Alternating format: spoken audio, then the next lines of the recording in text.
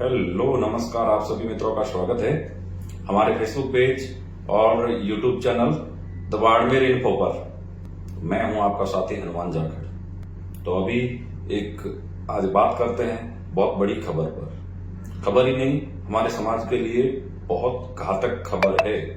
खबर नहीं कह सकते इसको, तो अपन शुरू करते हैं इसके बारे में। भाई दूज पर भाई की हत्या, 8 महीने पहले ही पिता की मौत और पैसों के लेन देन के विवाद में भाई ने भाई का सिर पर कुल्हाड़ी मारकर हत्या की।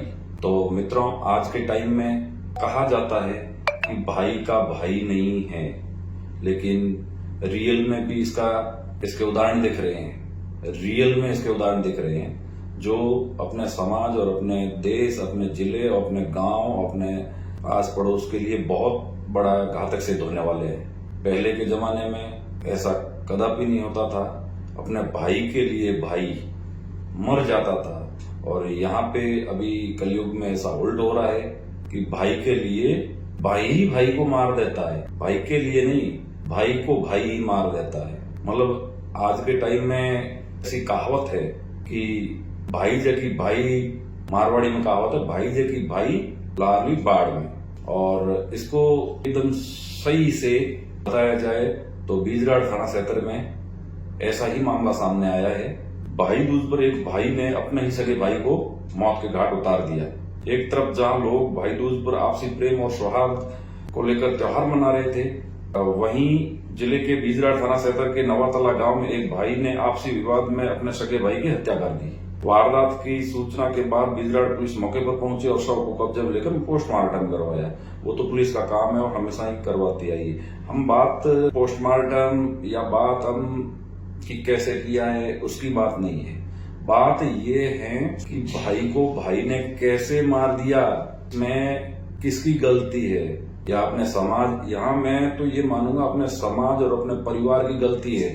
शुरू से ही अच्छे संस्कार नहीं दिए गए हैं। शुरू से जब नींव ही कमजोर होगी तो फिर वो पौधा तो समझ लो गया, या मकान भी लायक ही नहीं है बैठने के लिए। वो ही हो रहा है अपने परिवेश के अंदर। और हत्या की वजह बता रहे हैं कि लोन नहीं चुकाने के कारण जमीन बेची और उसी जमीन के पैसों के लेन देन में बड़े भाई की छोटे भाई ने हत्या कर दी। बड़ा भाई मृतक गुणेशाराम और छोटा भाई जो मारने वाला कृष्णाराम। पिता की 8 महीने पहले मौत हो गई थी। दोनों भाई नशेड़ी है। 6 माह से एक दूसरे के घर नहीं गए। मृतक घर में अकेला ही रहता था। दोनों 6 महीने से किसी एक दूसरे के घर आते जाते नहीं थे और मृतक घर में अकेला रहता था, क्योंकि ऐसा सुनने में आ रहा है कि मृतक की पत्नी है जो कुछ समय पे सुसाइड कर चुकी है। घर में क्लेश सबसे बड़ी बीमारी है, और दूसरी चीज ये नशा घर का नाश कर देता है। तो दो ही चीज की वजह के कारण ही घर बर्बाद हो गया। क्योंकि अच्छी खासी जिंदगी थी, जिंदगी लंबी थी। मृतक गुणेशाराम के उसके फैमिली में पत्नी थी, और पत्नी और उनकी अनबन ये गृह क्लेश की वजह से उन्होंने सुसाइड कर लिया। मृतक गुणेशाराम अकेला अपने घर में रह रहा था, और जो जिसने कृष्णाराम ने हत्या करी है वो शादीशुदा है। गुणेशाराम अकेला ही रहता था, कृष्णाराम शादीशुदा है और उसके 3 बेटे हैं, और उसकी पत्नी और बेटे पीहर गए हुए थे। जब में ये हत्या हुई है उस टाइम वो पीहर गई हुई थी पत्नी। ज्यादा बड़ी उम्र नहीं है इनकी मृतक की, और न ही उसके मारने वाले भाई की उम्र भी बहुत ज्यादा नहीं है। बीजराड़ थाना क्षेत्र के नवातला गांव में आपसी विवाद में 2 सगे भाइयों की आपसी विवाद में एक की हत्या कर दी। दरअसल 2 सगे भाइयों के बीच जमीन और पिता की मौत के बाद खर्चे को लेकर विवाद चल रहा था, और बुधवार शाम को एक भाई ने दूसरे भाई के घर जाकर, तब से बोलचाल बंद थी। हालांकि पिछले 6 महीने से भाई एक दूसरे के घर नहीं आ जा रहे थे। रखा था कि मेरे घर आया तो जान ले लूंगा और तेरे घर आया तो जान ले लूंगा। अब जान के प्यासे एक भाई खून का प्यासा जो बोल रहा था कि तुम मेरे घर आया तो मैं तेरी जान ले लूंगा, और तुम मेरे घर आया तो तेरी मैं जान ले लूंगा। और ऐसा गांव के लोगों को या आस पड़ोस को पता नहीं चला कि हमेशा ये करते हैं, आदतन है। तो अभी हमेशा तो कौन किसके झगड़े में पड़ेगा। दुनिया में कोई नहीं पड़ता है। आपका झगड़ा अपन को ही निपटाना पड़ता है और अपने को ही समाज के चलना पड़ता है। और पुराने जमाने में एक कहावत है मारवाड़ी में कि 2 ही हाथ पोतियों में रखना, वही चली, मतलब उसी की ही चलती है। और वही चलता है। ये आज का समय बहुत बड़ा नाजुक समय है जिसमें भाई का नहीं है, तो अब किस पे विश्वास किया जाए? भाई का भाई नहीं, मतलब किस पे विश्वास किया जाए? इसी बात को लेकर विवाद हुआ और इसके बाद कुल्हाड़ी से हमला कर पुलिस ने हत्या के आरोपी भाई को महज 6 घंटे में ही गिरफ्तार कर लिया। वो पुलिस का काम है गिरफ्तार करना। अब गिरफ्तार करना वो बात अलग है।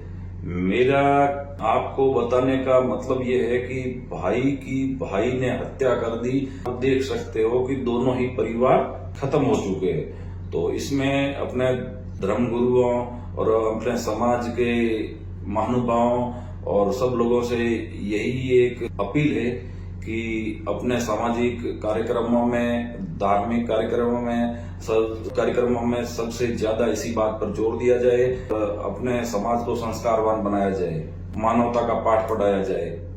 ये बात कोई एक समाज के लिए नहीं कह रहा हूँ, सब पूरे समाज के लिए, जो मानव समाज के लिए बोल रहा हूँ। ऐसा नहीं है कि ये एक ही समाज में ऐसा घटनाएं होती है, सब समाज में ऐसी घटनाएं होती है और बार बार पुनरावृत्ति हो रही है ऐसी घटनाओं की। हत्या की वजह लोन नहीं चुकाने से। वही बात अभी ऐसा बताया जा रहा है कृष्णाराम और गुणेशाराम दो सगे भाई, दोनों आदतन झगड़ालू है और नशेड़ी भी। 8 महीने पहले इनके पिता अंधाराम की मौत हो गई थी, 80 साल के थे वो। दोनों मजदूर है, जो कमाते हैं वो नशे में खर्च कर देते हैं। पिता की मौत के बाद उनके ही भाइयों ने सहयोग कर 12वां करवाया था और पूर्व में बड़े भाई ने लोन पर ट्रैक्टर लिया था और समय पर लोन नहीं चुकाया तो जमीन बेचनी पड़ी थी। इसको लेकर भी दोनों के बीच झगड़ा होता था। अब पिता की मौत के बाद 12वें में खर्चा आया था तो वो नहीं दिया, दोनों के बीच झगड़ा हुआ रोज, और ये झगड़ा रोज हो रहा था। बुधवार को भी पड़ोसियों ने भी इसे गंभीरता से नहीं लिया। अब वही बात मैं कह, बोल चाल के बाद कृष्णाराम ने उसके बड़े भाई गुणेशाराम पर कुल्हाड़ी से वार किया और उसकी मौत घाट उतार दी। और मृतक के 6 साल पहले पत्नी ने की थी आत्महत्या, अब पति की हत्या। इसी में वो जो पहले बता चुका हूँ कि मृतक की पत्नी आज से 6 साल पहले सुसाइड कर चुकी है ग्रह क्लेश और नशे की वजह से। अभी पूरा घर तबाह हो गया है। अब मृतक गुणेशाराम मारा गया और उसकी पत्नी सुसाइड करके मारी गई। अब बचा आरोपी कृष्णाराम और उसका परिवार, उसकी पत्नी और बच्चे पीछे हैं और कृष्णाराम अब जेल गया है। तो अब वो जेल में सड़ेगा और इनके बच्चे जिंदे को रोएंगे। मतलब ये जिंदा है इसलिए रोएंगे, होने के बाद तो दुनिया रोती है, लेकिन कृष्णाराम को जिंदे के लिए जेल में जिंदा रहेगा और उनका परिवार पीछे रोएगा। तो यही चीज है। अब गुणेशाराम के लिए रोने के लिए कोई पीछे बचा नहीं है, क्योंकि उसका पिता था वो की डेथ हो चुकी है और बाकी यही था भाई, जो भाई का भाई नहीं हुआ और उसी को ही मौत के घाट उतार दिया। और इस घटना में थानाधिकारी साहब ने बताया है, मकाराम जी ने बताया है कि बुधवार रात को नवातला निवासी गणेशाराम पुत्र अमराराम उसके सगे भाई कृष्णाराम के बीच रुपयों को लेन देन को लेकर विवाद हुआ था और कृष्णाराम ने उसके बड़े भाई गणेशाराम पर कुल्हाड़ी से हमला कर दिया और सिर के पीछे के हिस्से में कुल्हाड़ी से गंभीर चोट लगने से उसकी मौके पर ही मौत हो गई थी। हत्या के बाद आरोपी भाई कृष्णाराम मौके से भाग गया था और पुलिस ने को सूचना मिलने पर एल टीम और एमओबी मौके पर पहुंची और घटनास्थल से सबूत जुटाए और उसको 6 घंटे बाद उसको भी डिटेन कर लिया गया। और वो पुलिस ने भी अच्छा काम किया, डिटेन कर लिया। वो पुलिस का काम है, करता रहेगी। लेकिन बड़ी बात ये है, भाई का भाई नहीं हुआ। पैसे, धन, दौलत सब यहीं की यहीं धरी रह जाएगी। गुणेशाराम चला गया, उसके रुपए, धन, दौलत, जमीन, जायदाद सब यहीं रह गई। कृष्णाराम जेल गया, इसकी भी जमीन जायदाद बिक जाएगी, तभी वो छूट पाएगा। जब तक 20 साल बाद वो छूटेगा, अभी 30 साल का है और 30-20-50 साल का होगा, तब तक इसके परिवार में बच्चे कहाँ जाएंगे और उसकी पत्नी किधर जाएगी, कोई अता न पता, पूरा परिवार तबाह।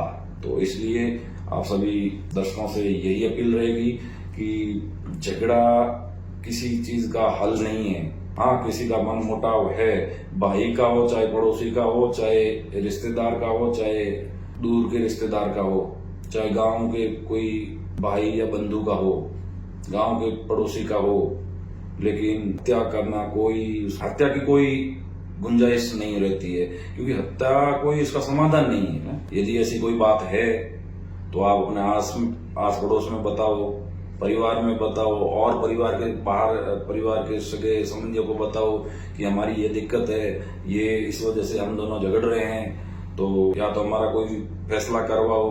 तो हाँ, लेकिन इंसान बाकी आस पड़ोस के किसी की पूर्ति तो नहीं कर सकते, लेकिन उनको समझा सकते हैं और उस कलह को कुछ हद तक कम कर सकते हैं। समझाएंगे तो हो सकता है कभी दिमाग में किसी टेंशन की वजह से जो चीज चल रही थी वो उसको सही समझाने, सही मार्गदर्शन देने से उसका दिमाग एकदम सही रास्ते पे आ जाता है और वो एकदम प्यार से फिर रहने चालू हो जाते हैं। लेकिन इनको भी कोई समझाने वाला नहीं मिला था, इसीलिए आज इनका परिवार तबाह हो गया है।